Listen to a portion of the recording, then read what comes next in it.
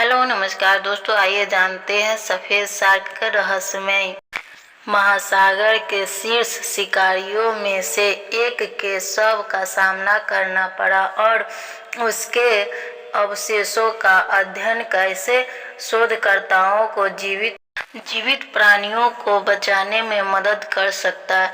समुद्र तल पर मृत पड़ी एक बड़ी सफेद शार्क वह है जिसकी कल्पना ज्यादातर स्कूबा गोताखोरों समुद्र की सबसे पहचानी जाने वाली मछली से अपनी पहली मुलाकात के बारे में करते हैं। फिर भी सारा बंदरकाडो और दो अन्य स्थानीय गोताखोरों के साथ ऐसा ही हुआ।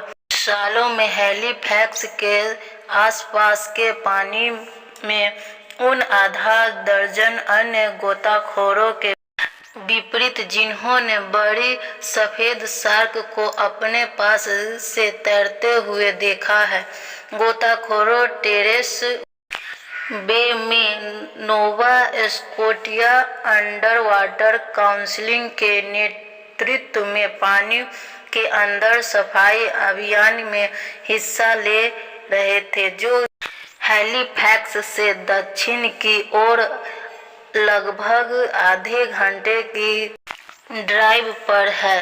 तभी समुदाय के पास में एक मृत शार्क हो सकती है, जबकि इस तरह की जानकारी किसी भी गोताखोरों की जिज्ञासा को बढ़ाती है। यह दुर्लभ और अत्यधिक आसान भी है। जिज्ञासा ने संदेह को दूर कर दिया, इसलिए वे अगले दिन शार्क को तलाश में निकल पड़े। इस बात को लेकर अनिश्चित थे कि उन्हें क्या मिल सकता है अगर कुछ मिल भी जाए। 11 मीटर गहरे पानी में कीचड़ भरे ढलान पर कुछ मिनटों की खोज के बाद शार्क का सफेद निचला हिस्सा नजर आया, जो तट रेखा से सचमुच एक पत्थर की दूरी पर सब अभी भी बरकरार था, लेकिन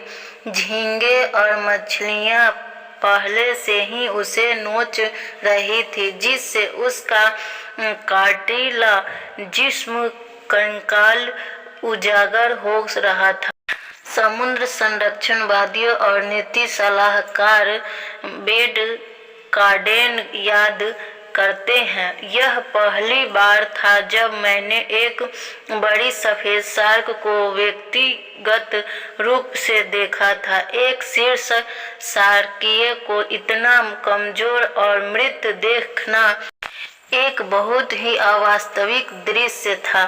वैश्विक स्तर पर महान सफेद शार्क को प्रकृति के संरक्षण के लिए अंतर्राष्ट्रीय संघ द्वारा कमजोर के रूप में सूचीबद्ध किया गया है, और अधिकांश शार्क प्रजातियों की तरह सफेद शार्क की संख्या घट रही है।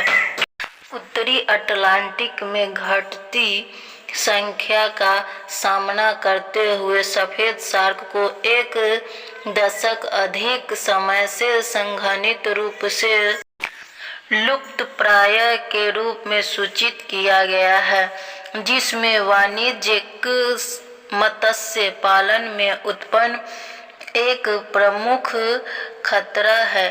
धीमी गति से बढ़ने वाली प्रजाति के रूप में, जो 30 साल की उम्र में यौन रूप से परिपक्व होती है, लंबी गर्भधारण अवधि 12 महीने के साथ सफेद शार्क हर 2 साल में केवल प्रजनन कर सकती है।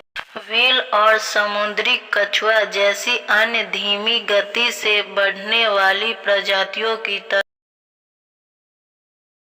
को उनके सामने आने वाली खतरों और उनके अंतिम सुधार के प्रति विशेष रूप से कमजोर बताया है। हालांकि शोधकर्ताओं के अनुसार पूर्वी तट पर ग्रेट व्हाइट शार्क की संख्या में वृद्धि हो रही है।